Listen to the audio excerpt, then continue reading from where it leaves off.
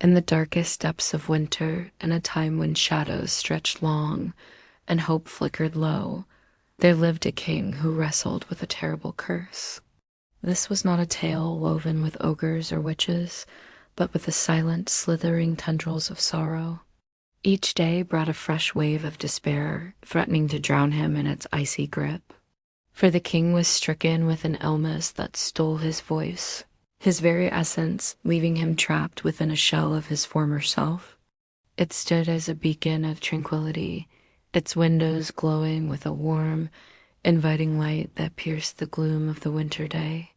Touched by the king's plight, Ethan decided to embark on a perilous quest of his own to find the missing monarch. Accompanied by his loyal hunting dog, Fang, Ethan ventured into the dense, snow-laden woods, each footstep echoing the determination that burned within him. Armed with an axe and a heart full of courage, he followed the scant clues, hoping to unravel the enigma of the Silent King's disappearance. Within those four walls resided a wealth of ancient wisdom and healing powers that had drawn the king to this remote sanctuary. Following these tracks, he ventured deeper into the woods, the trees growing denser, the shadows deepening, until he found himself at the edge of a frozen lake. The footprints led no further. Hope threatened to dwindle, yet Ethan's resolve held. His path fraught with peril and uncertainty, his body weary from the relentless cold, his spirit battered by the taunts of his unseen tormentors. Inside, a roaring fire crackled merrily in the hearth, casting dancing shadows on the walls. At his heels was a large block of ice, its surface bearing the imprint of a human form. With newfound vigor, Ethan and the villagers carried the ice back to the cottage. Inside, the old woman, her eyes gleaming with purpose, placed the ice block beside the hearth. As the flames licked at the frozen surface, it began to melt, revealing the Silent King, weak but alive. Relief washed over Ethan. He rushed to the king's side, his heart swelling with gratitude. The woodcutter's gaze swept across the frozen surface, searching for a sign, for a clue. As days turned into weeks, the king regained his strength, but more importantly, he rediscovered his voice. It was a melody of joy that echoed through the valley, a testament to the power of hope and friendship. His simple act of kindness had saved the king and brought light back into the kingdom's heart. The tale of the Silent King serves as a reminder that even in the coldest winters, hope can bloom, and that sometimes the greatest battles are fought not with swords, but with the courage to face our inner selves. Suddenly, he noticed something peculiar, a slight depression in the ice as if someone had collapsed. He carried with him the lessons of humility, the value of genuine companionship, and the importance of facing one's inner demons. The kingdom rejoiced at his return, their cheers echoing the triumph of resilience and the indomitable spirit of the human will. Without hesitation, Ethan plunged into the frigid water. The icy grip of the lake threatened to pull him under, but he pushed on, fueled by the silent oath he had sworn to find the king. An old woman, her face etched with the wisdom of years, sat by the fire, her eyes twinkling with an otherworldly light. In the center stood an ancient mirror, its surface rippling like water. She instructed him to gaze into its depths, promising that his reflection would reveal the path to his redemption. Hesitantly, the king stepped closer. As he stared into the mirror, he saw not his own tormented visage, but a vision of himself whole and vibrant, his voice echoing through the chamber, strong and clear. The mirror showed him the source of his curse, a hidden part of himself he had long forgotten, buried under the weight of his responsibilities. Recognizing the king's dire state, she offered him food and drink, her touch gentle, her words soothing. Sensing the weight of his sorrow, she inquired about his tale, her gaze unwavering. And when he looked into her eyes, the king found an unexpected solace. Though he remained voiceless, he felt understood. Smoke curled invitingly from its chimney, promising warmth and solace. Summoning his last reserves of strength, he knocked on the door, his heart pounding with a mixture of anticipation and trepidation. Would this humble abode offer him the refuge he so desperately needed, or would his misfortunes continue? With each step, the curse's grip tightened, threatening to extinguish the fragile flame of hope that still flickered within him. Yet even in the depths of his despair, the king's indomitable spirit refused to yield.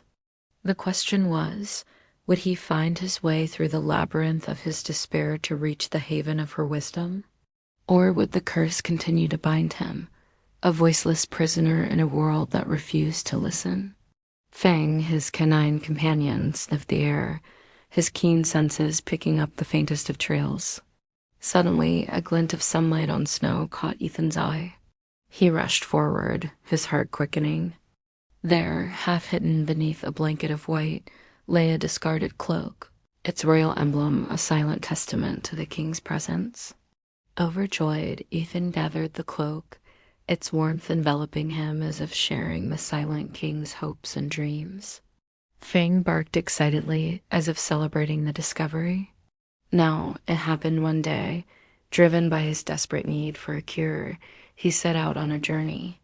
The destination, a distant land veiled in mystery. The only lead, a rumor as elusive as the wind, spoke of a wise woman who dwelled in a hidden glen, her knowledge as deep as the ancient oaks that surrounded her cottage.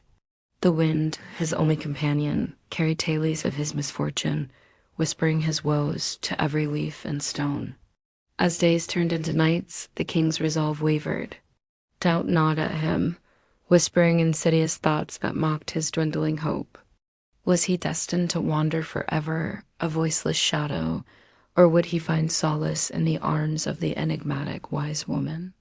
The king, cloaked in secrecy, disguised himself as a commoner and embarked on his solitary quest.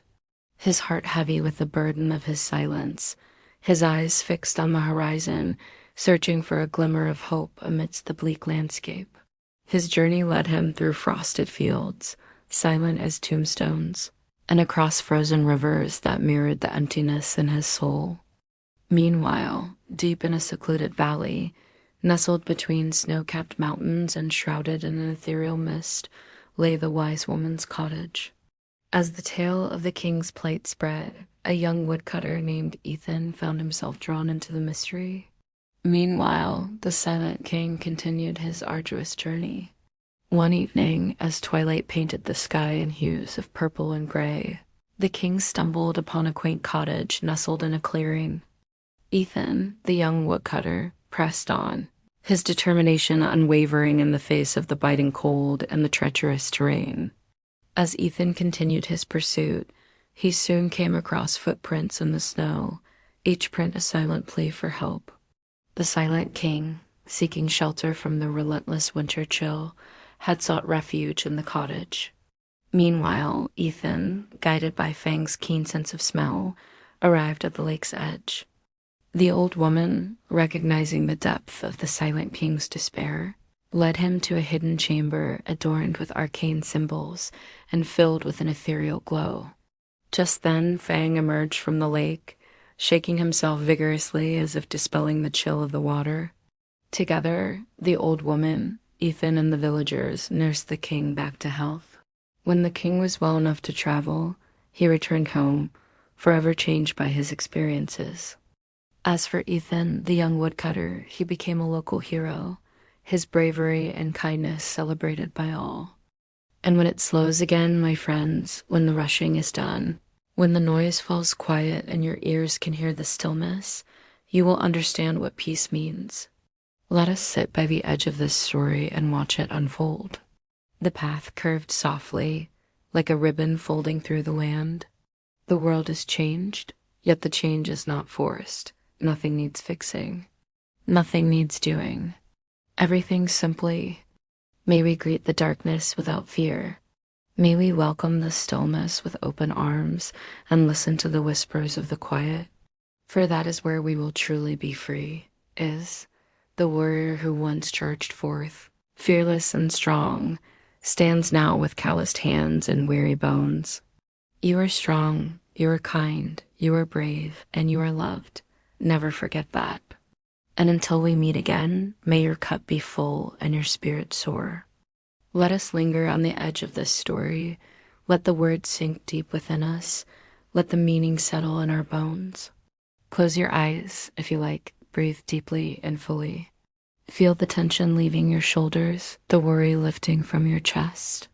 Let it all drift away like clouds passing overhead. Are you feeling calmer now? More at peace? Ah, good. Rest now. The journey took its toll, but the toll was paid in full. Their quest is done. Can you feel the warmth of the sun on your face, the gentle breeze on your skin? The world is full of beauty, my friends. All around us, every moment, every breath, every heartbeat, the universe sings. And if we but stop to listen, if we quiet the noise within and around us, we will hear the song. We will know that we are exactly where we are meant to be. We will find our peace. Now they walk more slowly, eyes softer, shoulders a little bent. Their victories and defeats, their triumphs and losses are held close. They do not boast of what they overcame, nor do they dwell on the scars left behind. They simply carry it all, a weight made lighter by being carried alone. No longer needing to prove themselves to anyone, they wander through the world with the freedom of those who have seen much and lost much, yet remain free. They do not fear the dark, they welcome it. For within the dark, they found the quiet. And within the quiet, they found themselves. Each turn was gentle, each step of the horse soft. The trees ahead stood thinner and out tall trunks with wide spaces between them, as if they too needed space to breathe. He didn't speak. There was no need. Even his thoughts had grown quiet. They no longer rushed like storms through his mind, but wandered gently, slowly, like mist rolling over hills. Up ahead, he saw something curious. A fence, low and wooden, broken in places, but still standing. Beyond it, a garden half wild, half kept. A place not abandoned, just forgotten. Flowers grew in no order at all, and stone paths wound without purpose. And at the very center stood a rusted archway, wrapped in ivy and hung with small brass bells. The bells did not chime. Not at first. He brought the horse to a stop and dismounted, his boots pressing into soft moss and broken leaves. The air around the garden felt thicker, but not heavy, just slower. Sleepier, he stepped through the wooden gate, careful not to disturb the wildflowers brushing against his legs. The gate let out a sigh of soft creak and then fell silent again. Each step on the path felt like a memory not quite remembered. He couldn't say if he had been here before, or only dreamed of it once as a boy. He walked beneath the ivy-wrapped arch, and the bells rang, not loudly. Just a soft ting, ting, ting, like raindrops on old metal. Like a whisper that had waited years to be heard. He closed his eyes and listened. The bells sang not a song, but a feeling. The kind that stirs behind the ribs, that doesn't need words. He stood there for a long time, minutes, hours. There was no clock in the quiet kingdom, only moments, and this one stretched long and sweet. He touched one of the bells. It was warm from the sun, smooth. It didn't ring again, but it didn't need to. He walked deeper into the garden. Stone benches sat beneath overgrown vines. A bird rested on one, eyes closed. Flowers pushed their way through cracks in the stone tired and triumphant. And all around, small insects moved like they had always lived here, never rushed, never afraid. He sat down beside the bird. It didn't fly away. It merely turned its head, looked at him once, then tucked its beak back into its feathers. He smiled. No one asked who he was. No one needed to. He was just a man who rode through the quiet, a man who listened to silence, a man who carried no sword, wore no name, and asked nothing from the world, and somehow ... That was enough. The breeze returned. The bells, now far behind him, chimed once more, fainter now, as if they were saying goodbye. Or maybe good night. He stood again and whispered, more to the garden than himself, "Thank you." The bird didn't answer, but in its stillness there was an answer. He returned to his horse, who waited patiently beside the gate. The animal had lowered its head, half asleep, one ear twitching now and then. "Come," the rider said gently, and the horse obeyed.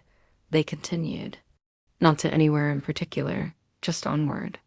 As the sun drifted behind a curtain of clouds, not darkening the world, but softening it, just enough for everything to slow again. Listen closely. Do you hear that? The wind stirring through the trees? Ah, yes, the river flowing ever onward. Can't you feel the warmth of the sun on your skin? The peace of the open sky above? Good. Stay with me here. Allow yourself to relax into this moment, to breathe deeply and fully. This is safe. You are safe. Rest now. Peace isn't the absence of sound, for even silence can be loud. Peace is in the feeling that rests inside. It's in the deep knowing that you are exactly where you're meant to be. That's why the journey must end and we must go within. That's why the noisy seeking stops and the soul comes home. That's why every ending, beautiful one, has to start with letting go. So let us rest here for a moment. Here we go. When the hero completes his quest and returns home, when the seeker finds the truth they sought and brings it back to the world, when the battle is won and peace returns, there's always a moment of stillness. My friends, when the journey is done, and when it will be done, when the winds of change blow through and the seasons shift again, when the time comes for us to lay our burdens down, may we find the same peace. So let us rest here a while longer, shall we? As I sit here listening to the birdsong, I wonder if you can hear it too. Now, before we go, I want to remind you that you, my friend, are amazing. Yes, you heard me right. You are amazing. Well, hello, good people. Welcome back to the channel. It's me. I'm so happy to see you. What brings you here? You came to hear a story, didn't you?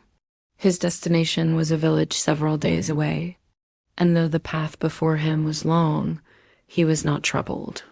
And as they rode, the road narrowed, not because it ended, but because the land had grown more intimate. The trees leaned closer now, held it in his palm.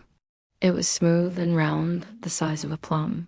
He turned it once, then again, then placed it gently into his pocket, a memory perhaps, or just a reminder that such places existed. Eventually he stood, not because he wanted to leave, but because the road, like the stream, never truly stopped. He looked back once at the glade, the silver water, the whispering stones, the moss and the shade and the slow hush of it all.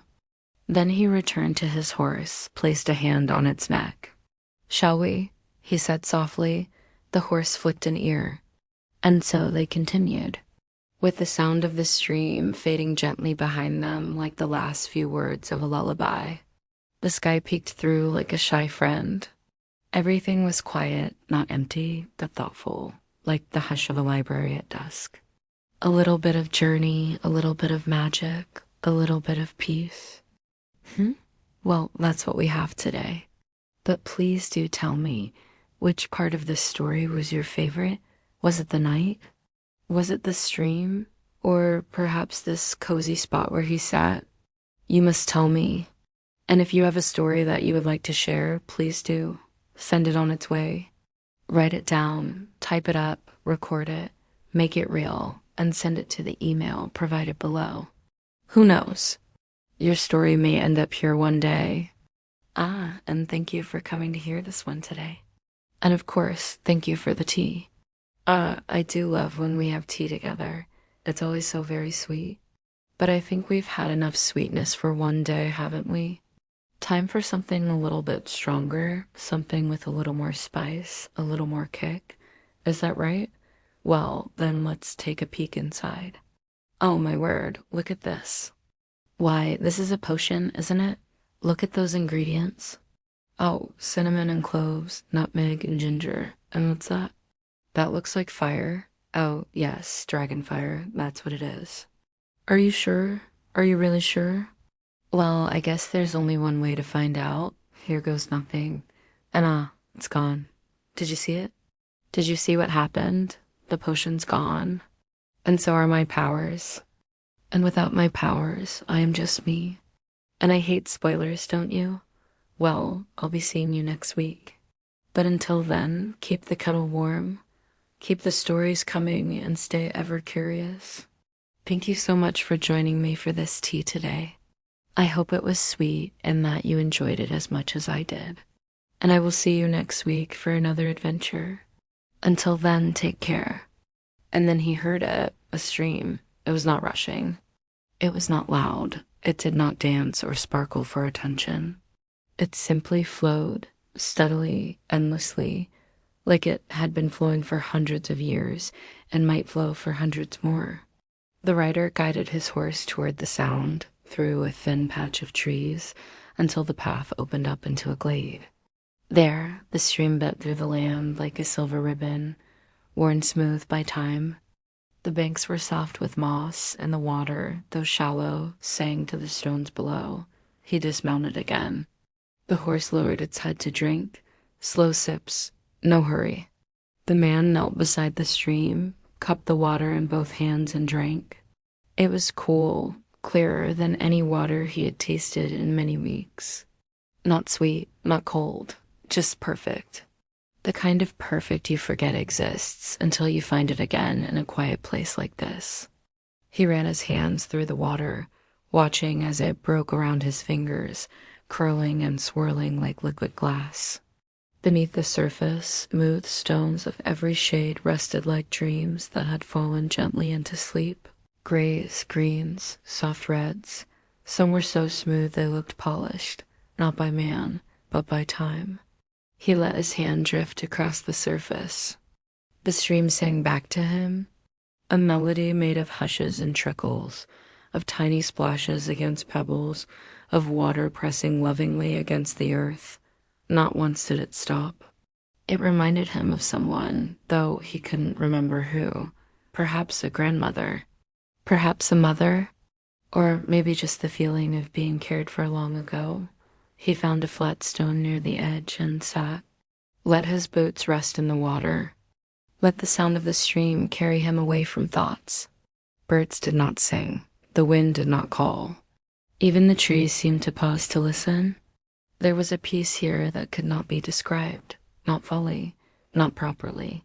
It had no shape, no name. But it settled into his bones like warmth after a long winter. He leaned back, eyes half closed, and watched the clouds drift. One looked like a sleeping bear, another like a feather, then nothing at all. Just softness. He did not know how long he sat there. He did not care. The horse, too, had found a patch of clover and was nibbling gently, the sound of teeth on stalks blending quietly into the music of the stream. He whispered to himself, I wish the world was always like this. Not because he hated the other world. Not because of sorrow or regret. But because, well, this felt right. Like the way things were meant to be. Simple, kind, unhurried. Neither storm nor darkness nor wild beasts could trouble him now. For he was an experienced traveler, a patient man, and, above all else, a kind. So he rode along, taking pleasure in the solid weight of his sword at his side and the strong limbs and steady gaze of his noble steed. Well, let's go find one. Oh, look at these. These look like fine folk. I see they do. Well, then let's have a seat. Yes, a fire would be lovely, but no need.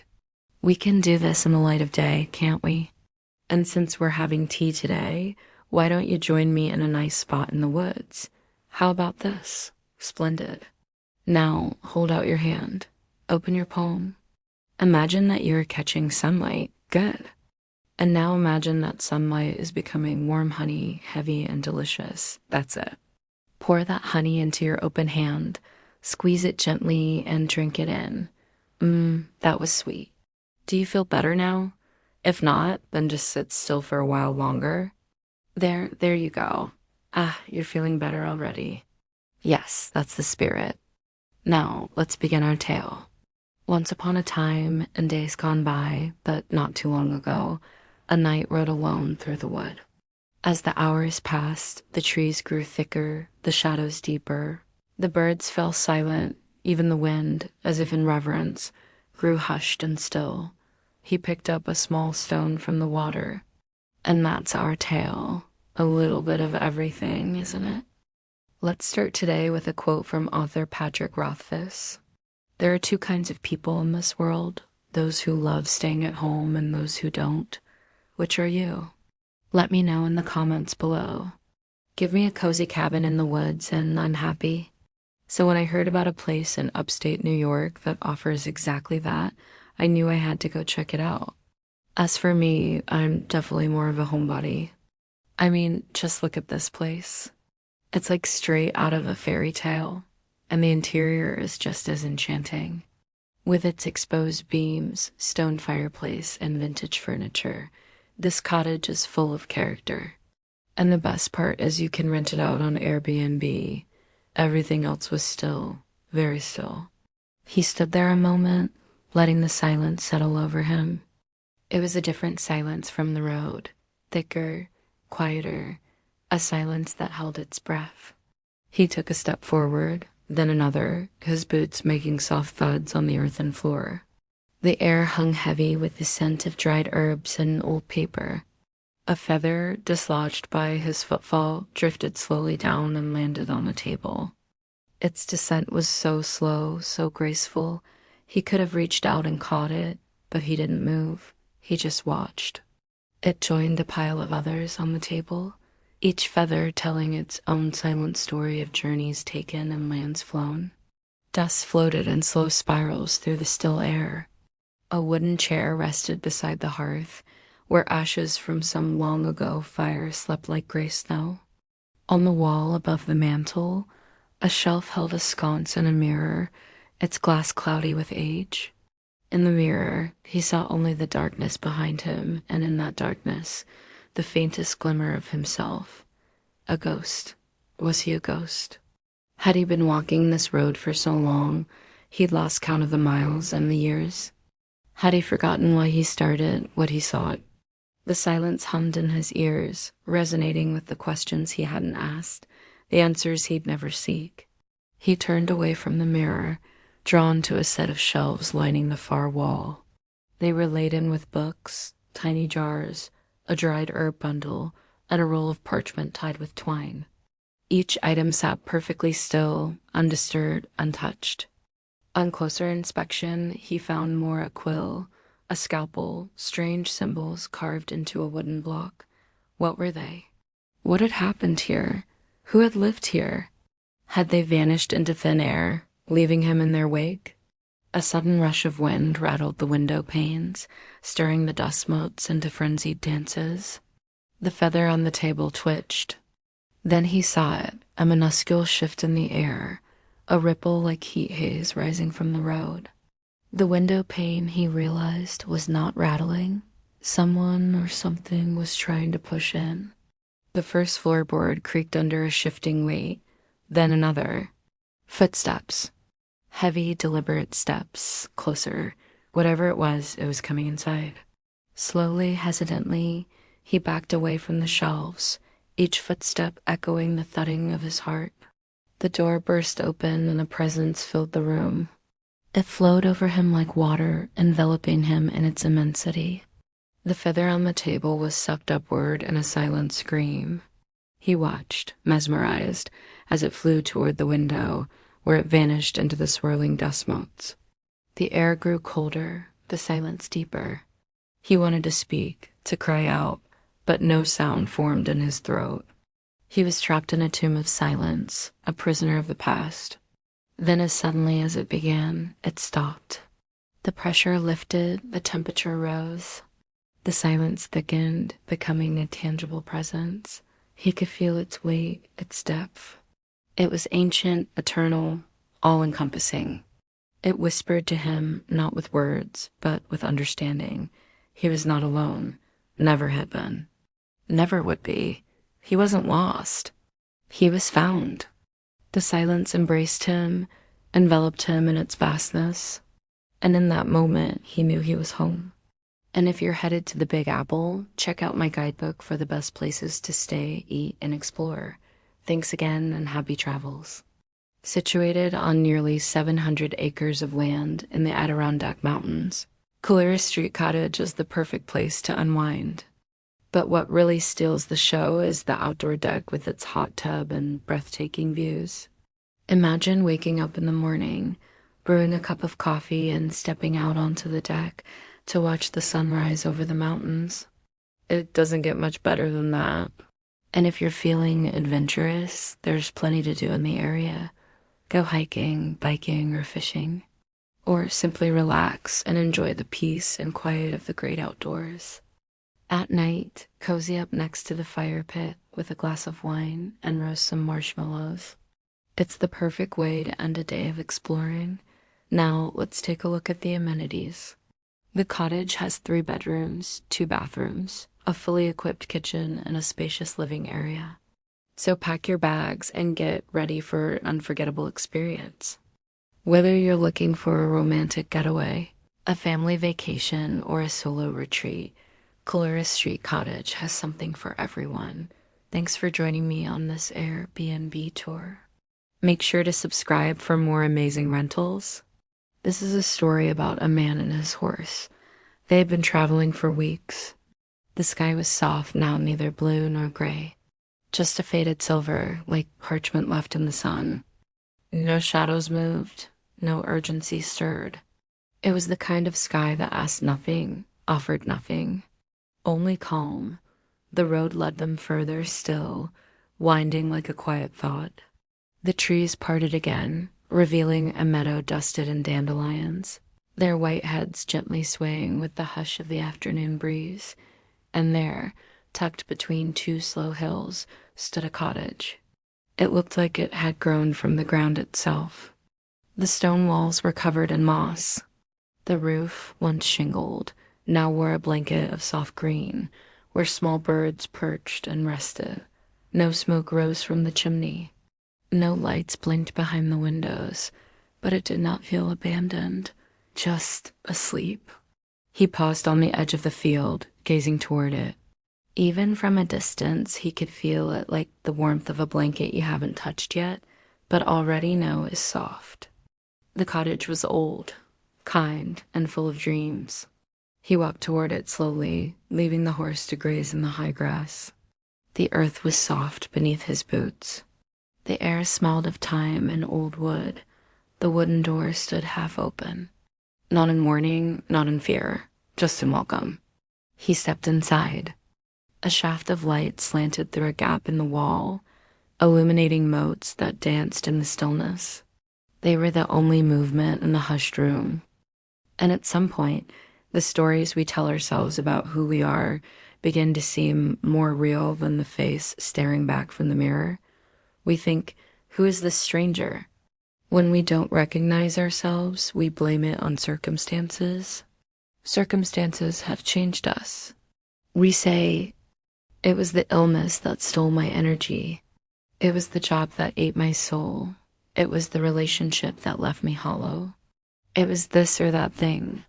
And perhaps those things played their parts, but underneath, at the root of it, there is something else.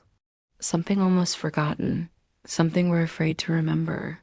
He pulled his cloak tighter around him, but it did not help. A fine rain began to fall, cold and insistent. Still, he did not turn back. He did not look aside. He followed the narrow path into the rising storm until it abruptly ended, vanishing into a wall of rock and the whispering grass. He might be whole. He could be enough. Nothing more was required. He imagined telling someone about this place, about how he found it, and the look on their face, first of disbelief, then of envy, tinged with something darker, something desperate. He could see their eyes turning hard, their hands clenching tight as they struggled to hold on to everything that was theirs. But when he opened his mouth to speak, only wind came out, and then even that stopped. The grass held him against the cold stone of the earth. The sky pressed down its ancient weight on his chest, pinning him to the place. The loneliness that had once been a gaping wound inside him now faded to a dull ache. Somewhere inside the vastness of the field, a cricket chirped once, then silence. He did not move for a long time, did not need to. He could have slept there for 100 years, and still, the kingdom would have waited. The rain beat down on him. Thunder rumbled close overhead. The sky bled dark purple and bruised gray. And there, against the paling light, loomed an archway carved into the rock face, as though by some giant hand. Without knowing how, he knew he must pass through, and so he did. That we might be, at our best and most true, fundamentally alone. But when he looked back, the archway was gone. Behind him, nothing but solid rock. The path had vanished. Not sharply, not suddenly, it just faded like a dream slipping back into the dark. In its place, a wide-open field unfurled before them, flat and golden, stretching farther than the eye could follow. The grass here was long, kissed with the fading gold of late afternoon. It whispered as the wind moved through it, not with secrets, but with lullabies. The man guided his horse into the field. And the horse walked slowly, each step careful, as though it too could feel the sacred hush of the place.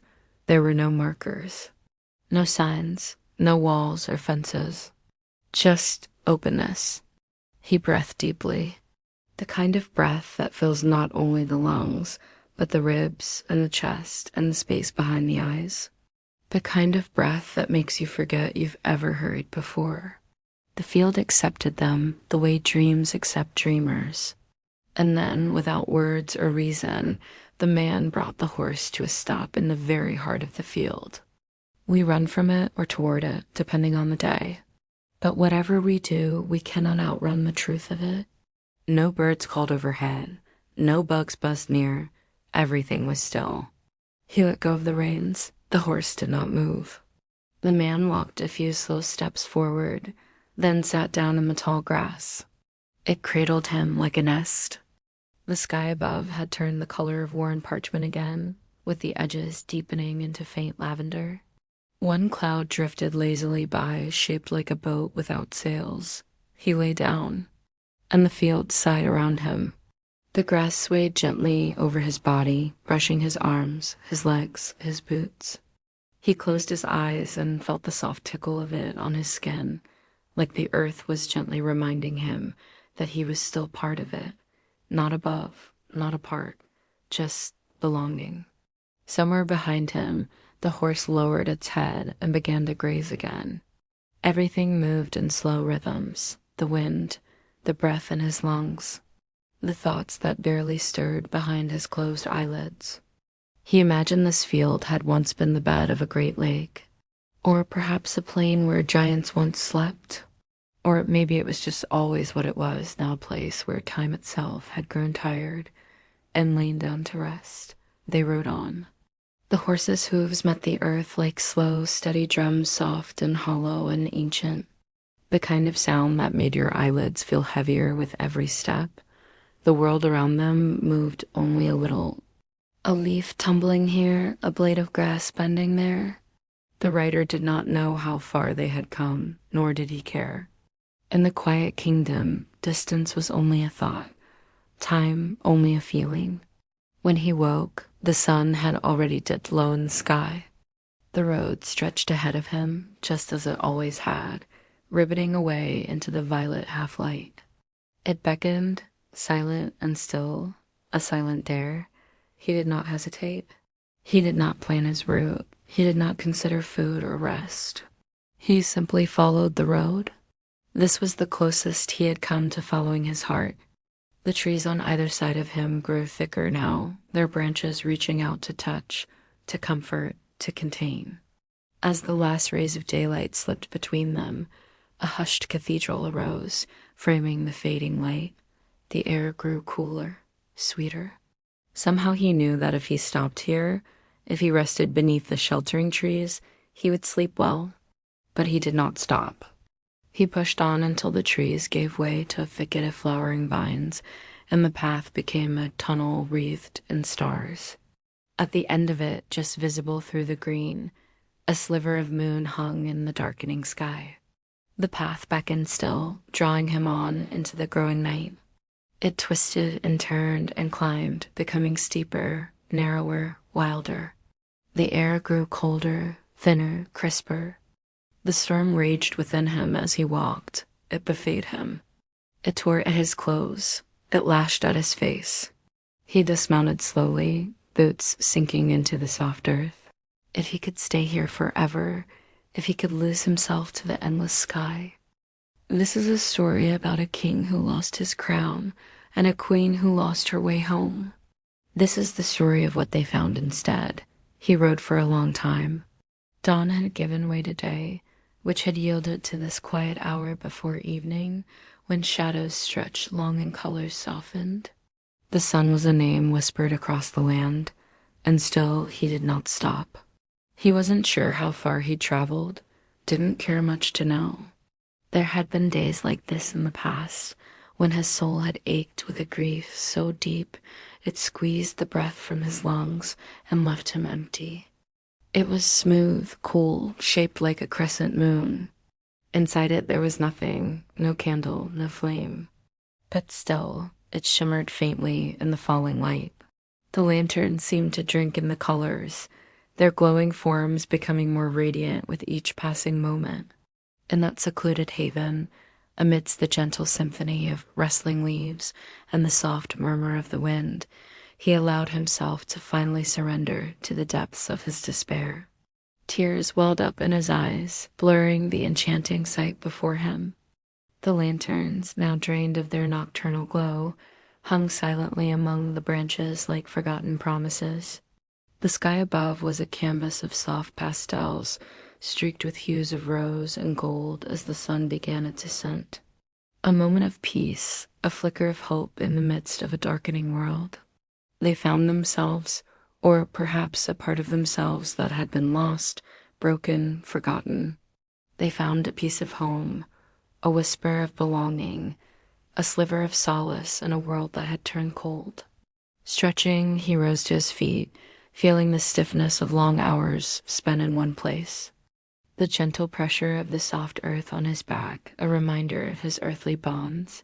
Around him, the grove stirred to life. Birdsong filled the air, a chorus celebrating the return of the light. The rustle of leaves and the sweet scent of blooming honeysuckle created a symphony of awakening. As if sharing in the universal rebirth, he felt a stirring within himself too. The long night of his grief hadn't consumed him, but rather had yielded a measure of peace. In the depths of his sorrow, he found a quiet strength, a nascent hope. Hot, silent tears tracing paths down his dusty cheeks. Its surface was cool to the touch, smooth and polished by countless hands that had come before him. What wishes had been whispered here? What dreams had found solace in this place? He wondered, but he knew he couldn't stay. The dawn chorus swelled around him, urging him toward the new day. The warmth of the rising sun on his face was a gentle nudge, a reminder of life's cycles. Turning away from the lanterns, he walked toward the edge of the grove, stepping back into the open field. Behind him, the willow stood sentinel, its branches swaying gently in the breeze, an eternal guardian of whispered secrets. As he mounted his horse, the image of the glowing lanterns imprinted on his mind.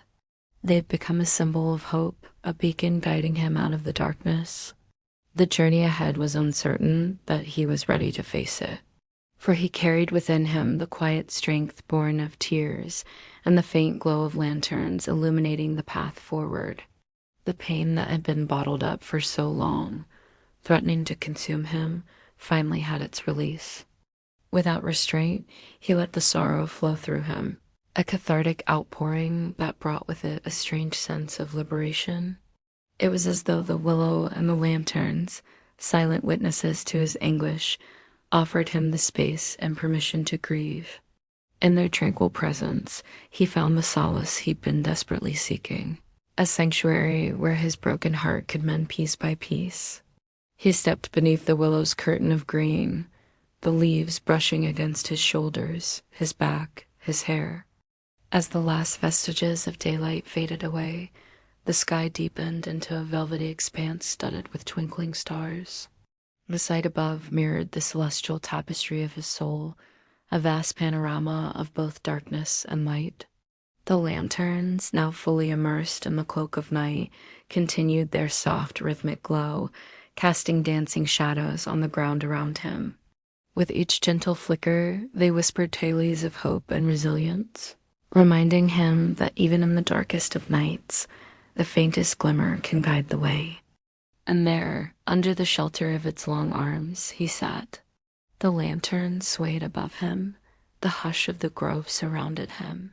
His body grew heavy, his eyelids drooped, and the whispering lullaby of the grove enveloped him, carrying him towards slumber. Dreams, elusive and bittersweet, drifted through his mind, each one a fleeting glimpse into the landscapes of his soul. He journeyed through valleys of regret and climbed mountains of longing, all the while searching for an elusive peak where peace might reside. The dreams shifted and changed, yet offered no concrete answers, only enigmatic glimpses into the labyrinth of his subconscious. He felt as though he had entered a place older than language, a place where no voices were needed, where even thoughts became quiet enough to hear the space between heartbeats. And then a light, one of the lanterns flickered gently, then another. Not fire, not flame, just a warmth, like the inside of a memory.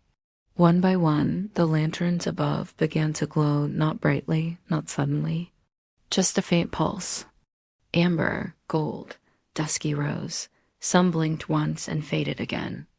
Others hummed quietly with a soft, steady light. He didn't move. He just looked up, eyes wide, breathing slow. But those days had always ended in the familiar dark of night. He thought of the countless faces from his past that might have sought refuge here, seeking solace beneath the weeping willow.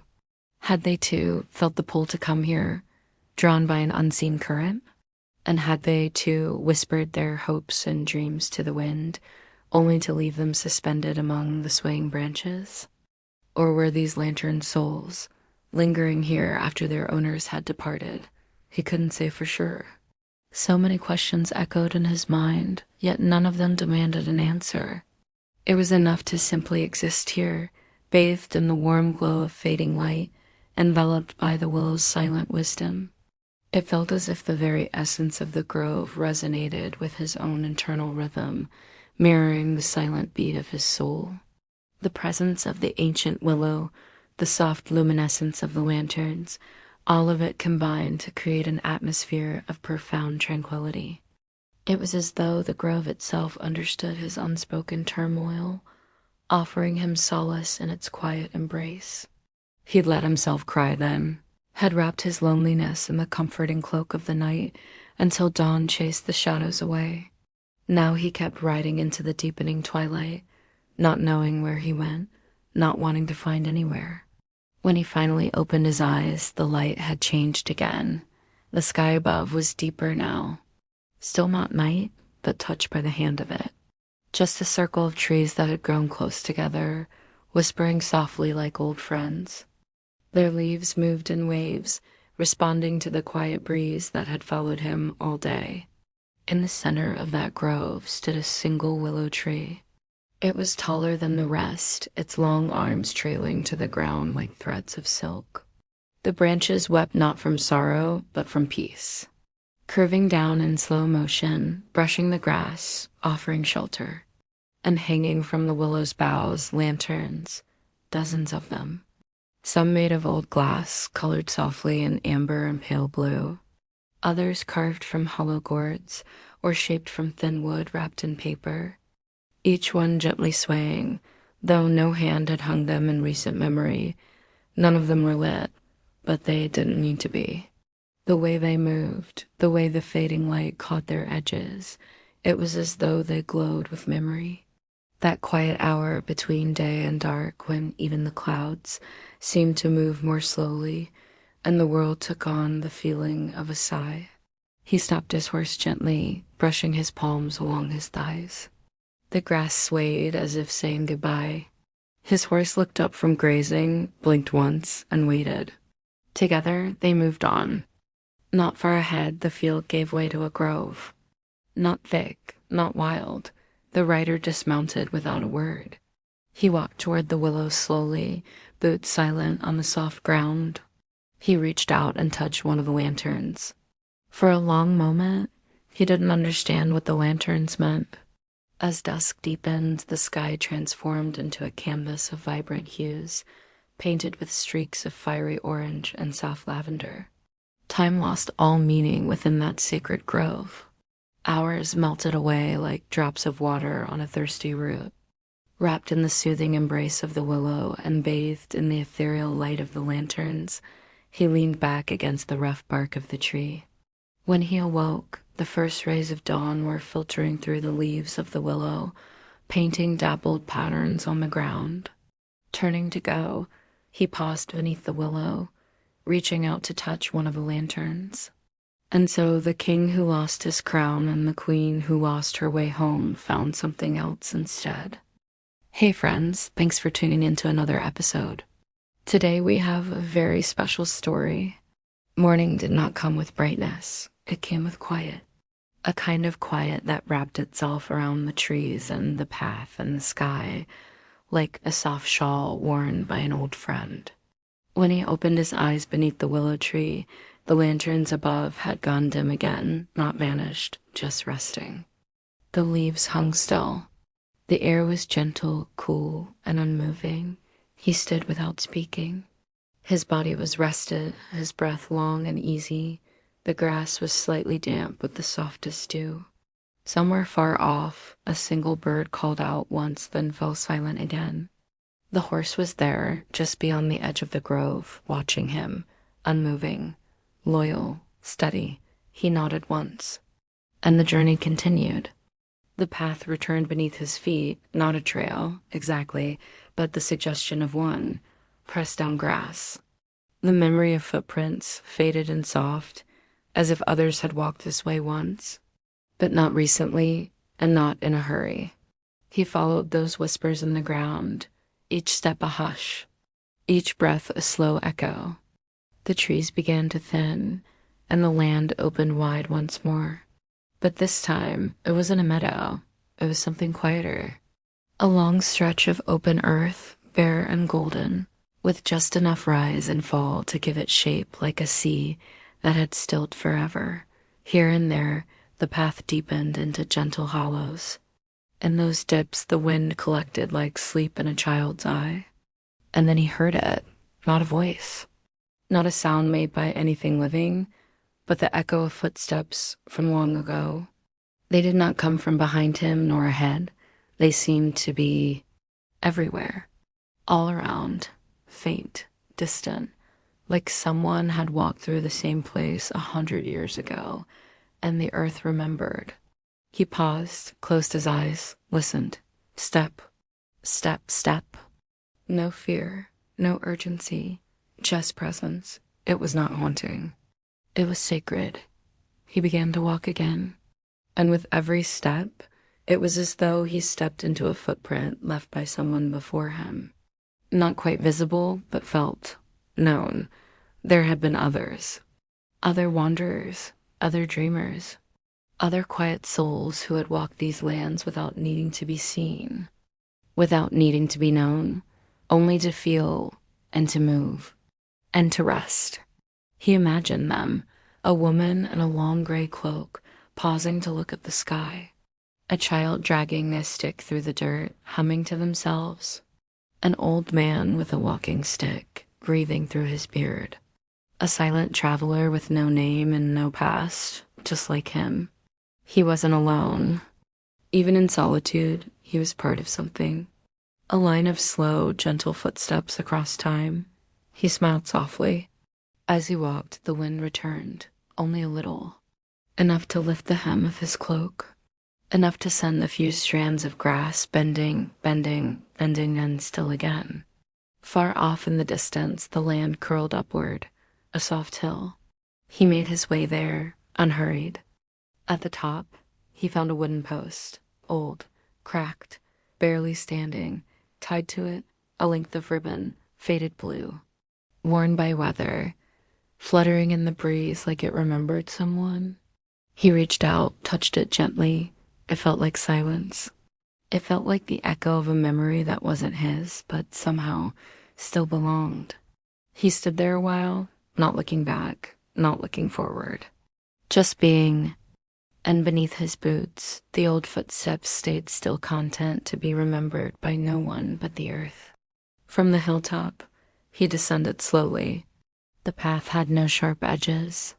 It curved downwards like a sigh, folding gently into the arms of a quiet wood. These trees were different from those before. They were older, taller, their trunks thicker, their bark wrinkled like the hands of kind elders. Moss grew in long ribbons down their sides, and their branches reached not up, but down, as if they were bending forward to hear secrets whispered by the earth. Like thought, just before it becomes a dream. A deer stepped between two trunks ahead of him. It did not run, leaned back against it, closed his eyes. And the forest bent to listen to his breath, to his silence, to his dream. It looked at him, soft-eyed and calm, then stepped away again as silently as it had come. Even the animals here moved like sleep. You can walk this story for yourself in a real place here in Wales. We made the path for you. See, we believe stories have power. Your story, our story, they're all connected. Our lives change because of stories. That's why we share them. That's why we walk them. So walk the story for yourself. Find the peace in the path. Maybe you'll find an old wisdom in the woods or new strength in the stones. Deeper into the woods he went, each tree bending a little more than the last, as though the further in he traveled, the more gently the forest wished to hold him. He passed under a low arch of branches, so perfectly shaped it seemed someone had trained them long ago, though he knew it was nature's doing. Or perhaps time's. On the other side, the light changed again, softer still, blue-gray, like the color of silence just before dusk. And there, in the middle of that hush, he paused. There was no landmark, no house, no sign, just stillness. But he knew, in a way that cannot be taught, that this place was meant to be found by those who walked slowly enough. He entered without hesitation, and the forest greeted him with silence. But it was not empty silence. It was full. Full of breath, full of presence, full of things that had happened a long time ago, and things that might never happen again. The air here was cooler, damp, but not cold, like a cool cloth on a warm brow. The smell was of wood and loam and stillness. A hollow sat at its side, filled with rainwater that had not yet dared to evaporate. He knelt there, looked inside. Floating on the surface was a single leaf, red, though all the others were green. It spun slowly, as if dancing to a tune only the trees remembered. He did not touch it. He only watched. Time passed. Or perhaps it didn't. A soft creaking echoed through the woods, a long, slow sound like a great door opening in the distance, but there was no door. Only trunks and leaves and branches above that shifted just slightly, like they were adjusting themselves to listen more closely. He stood, and the forest listened. He took one step, and the trees leaned ever so slightly forward. He took another, and the moss grew deeper beneath his boots. He did not speak. There were no words that would suit this place. He only walked. And the light, oh, the light, filtered through the leaves above and scattered pieces, falling like soft coins onto the mossy floor. He walked slowly. Each step was careful, respectful. The trees felt alive, not in the way of breathing things, but in the way that mountains feel, old, unmoving, and deeply aware. His horse followed without sound, hooves pressing gently into the soft earth. Even the wind had quieted now, letting the forest speak in its own way, not with noise, but with presence. He stopped once beside a tree larger than the others. Its base was wide and its roots curved like arms holding the earth. The air was so still, he could hear his own breath, slow and round and quiet, like waves far away, like cloth moving over skin. He sat beside a great stone wrapped in ivy. Now, some stories are meant to be walked, not read. And this one, well, it's both. I have some news. I'm going on an adventure. There's a giant out there who stole all the stories.